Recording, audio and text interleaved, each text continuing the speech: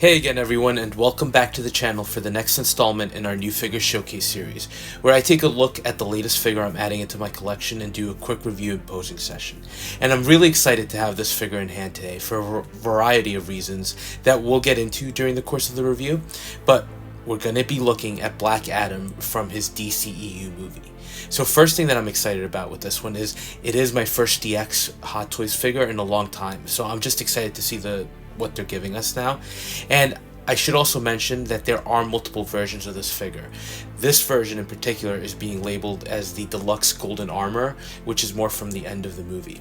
The other version that I didn't get is the one showcasing his appearance that he has for the majority of the film, with just the darker armor pieces, including the blackened belt and gauntlets. And that one came in a standard and deluxe version as well. Basically, the big difference being that the deluxes include this diorama base.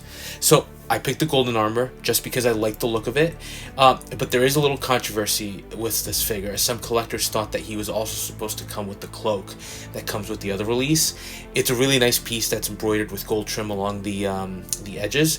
I'll be honest, I did think he was supposed to come with that piece as well, but I could be wrong. But this version includes a full cape instead. Now, as far as the figure in the box, this isn't the typical MMS release, right? It's a much larger box with a slip tray that holds the figure and the diorama base, and it does include that classic DX foam packaging. Although I do have an issue with that I'll touch on later in the review with the way the figure was packed. But my immediate first impression with the piece is, first, he's hefty. He's got some bulk and weight to it, and he's definitely much bulkier than your standard figure, appropriately so, I would think.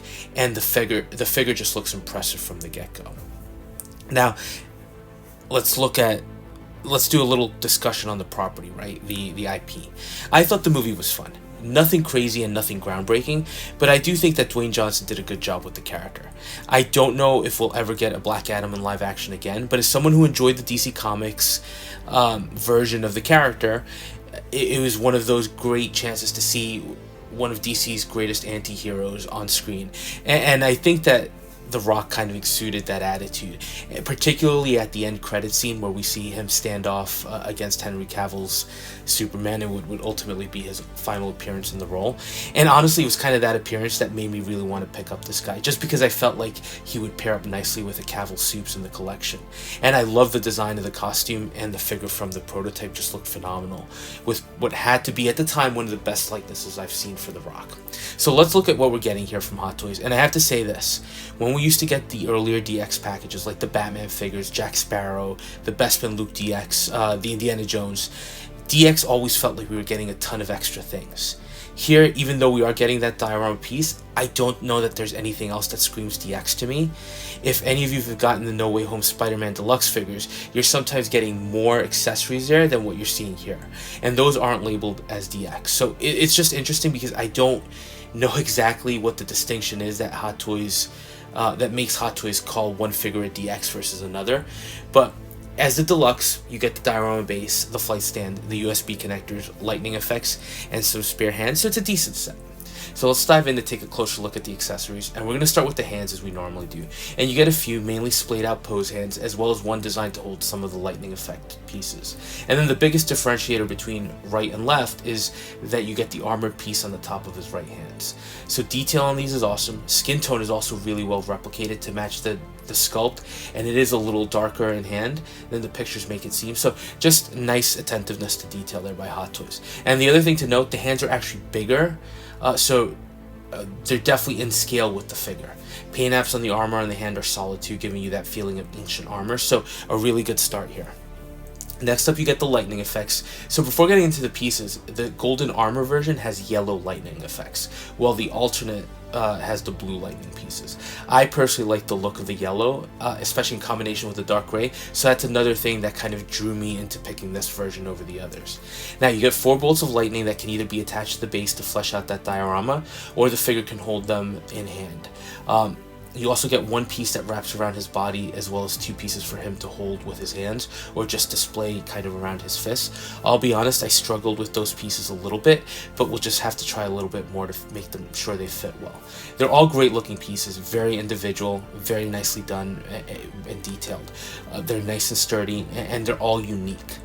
So I do appreciate that they're markedly different, so it doesn't feel like Hot Toys cheaped out here. Next up, just a quick look at some functional pieces, including the post to move the eyes, which I'll be honest, I'm still scared to do, and then the power pack and the cable that connects to the figure to give you that light up effect for the chest logo. Next, the diorama base, and it's really good. I wish I could tell you I was completely blown away, but it's basically a piece of rubble and what looks like some elements of his throne. It's really well done. It just doesn't feel like anything groundbreaking. One thing that I'm not crazy about is having the name directly in front, that Black Adam name. I feel like it takes away from the realism a little bit, and I would have liked an option to remove it. But again, really solid piece. Weathering is phenomenal with the cracked stones on it and the discoloration throughout, including those hints of green, almost like rust. And I love that the location for the flight stand, as well as the pegs to hold the lightning bolts, are all hidden behind some of the debris. Detail wise, there's some nice intricate sculpts giving it the feel of ruins as well, that go around the base and then up the backrest. And I'm happy to say that Hot Toys even continued that around the back, where you have some larger boulders and more evidence of discoloration and cracking. It's simple but nicely done. But now let's get into the main course and start looking at the figure. So you do get two sculpts. We're going to start with the more standard baseline one. And first of all, likeness is incredible. Tell me that's not Dwayne Johnson. Skin tone, again, really well done with some slight freckling elements thrown in. But the detail on the face, from the wrinkles on his forehead and around his mouth to the slightly open mouth look, and even the work they did on the exposed neck and the traps, just floored me. And even the side of his head has some veins popping, so just amazing. Easily, I think, one of the best sculpts I've seen from Hot Toys or anyone at the moment. And the eyes just stunning. Just really well done. They look almost like glass, and they're hyper realistic. And one thing I like is that Hot Toys didn't mess up the sculpt with the rolling eye system. Some teases they've had in the past just seem to be ones where that feature doesn't actually help the sculpt out, and it actually makes it look strange. So I'm happy that that wasn't the case here. Now the second sculpt is the one with the raised eyebrow, a very classic Rock thing, right? The people's eyebrow. In the promotional shots that came out, the blogger pics, that one looked a little off to me. I am glad to say that in person it looks much better. Again, likeness is there, and everything positive we said about the base sculpt remains true here. Paint app and detail work is just phenomenal, and that raised eyebrow is a nice alternate look. And like I said, while I expected to hate this sculpt, I'm actually pretty happy with it, and I'm still undecided which one I'm going to end up using in the display. So now for the rest of the figure.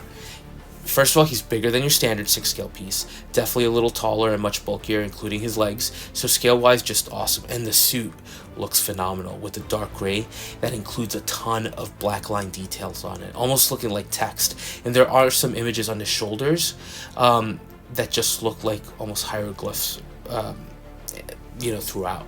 And I do like the way the gold pops on the belt, the gauntlets, and the boots. It's a good color combination between the gray and the yellow, and the chest emblem, just I like the much cleaner look. It just visually has a pop to it, although I have to be honest, I think I'd be just as happy with the alternate version. Cape, it's not bad. I do like how it blends into the top of the suit, and we'll get into the mechanism right after on how it attaches, but it looks good, and the cape does have a lot of posability. Now, in the movie, Black Adam doesn't always have the cape or even the cloak, so the way you go about removing the cape is to actually remove the sculpt and neck piece from the body, and what you're left with is the plastic connector that's screwed down onto the body. Once you remove it, you're able to remove the cape from the pegs that are holding it in place, and you're able to reassemble your figure to display him without that item. Again, looking at the overall figure, just a beautiful piece that really looks impressive, and I can't tell you enough how awesome the detail work on the suit is in person. And rotating, you can see the one slight hiccup, which is the Velcro strip running down the back, which is where the light up function is hidden. But detail work, again, stunning with all the writing on the suit, the nice crisp detailing on the golden armor pieces, and even the knee armor looks great. And just to note, these are Velcroed on, so it does help make the suit feel like it's less susceptible to tears or breaks. But just overall impressive, and I love that you get two alternate options for display. So let's look at the light up feature next, and this is one of the things that I'm not crazy about, or at least the setup I'm not crazy about. So you open up the Velcro on the back and part the suit to show the connector for the power source. So then you have to connect the supplied cable, and that was a little troublesome. And it kind of looks ugly just hanging out of the back of the suit. Most of the times that won't be an issue because you won't see it, but I just didn't like manhandling the figure to get this kind of placed, and I did feel like they could have made the connection easier. But as far as the light up feature goes, the lit lightning bolt on the chest looks cool. Even with the lights on, it's vibrant, and I love how Hot Toys was able to do this because it really does stand out. And when you turn the lights off, it again looks pretty vibrant. So even though I'm not crazy about the installation methods, I can't deny that he looks great with the effect on it. So look, what can I say when I look at the piece overall, other than it really is impressive? And I feel like it's continuing this year's trend that Hot Toys has of just really impressive releases. It reminds me a little of Morbius, and to clarify, I mean that it's just an incredible figure from a movie that maybe didn't deserve it as much. So I didn't mention some of the issues I had, and honestly they're not really with the figure. The first one is purely with packing. With this version, the figure's stuffed into the package, and I didn't realize at first that the cape was already attached, so it feels like it's been kind of forced in there in the foam, and I just feel like Hot Toys could have been more careful with that, maybe packing it separately. Fortunately, the cape was fine out of the box, but that was a slight annoyance, but not something that detracts from the figure itself. The only other slight nitpick with this version, the leg posability is limited. The arms actually pose pretty well, which is great, but the ab crunch and the leg posability feels limited. I did want to try and get him into a slightly seated pose on the base, and I struggled and wasn't able to really accomplish that, so I'll just have to keep trying, but I'm not sure how easy that'll be to get. But those are really my two issues with the figure. And one isn't even figure related, to be honest. So I think Hot Toys killed this release.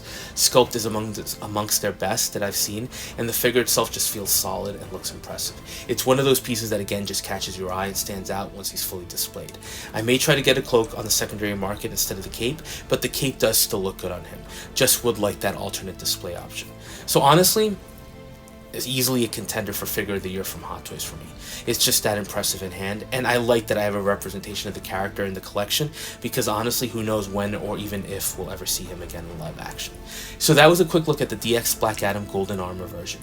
Awesome release by Hot Toys, but I'm always curious to hear your thoughts, so let me know in the comments, and as always, thanks for spending some time with me and watching, and if you are enjoying the content, please consider dropping a like, a comment, or subscribing, and we'll touch base on the next one.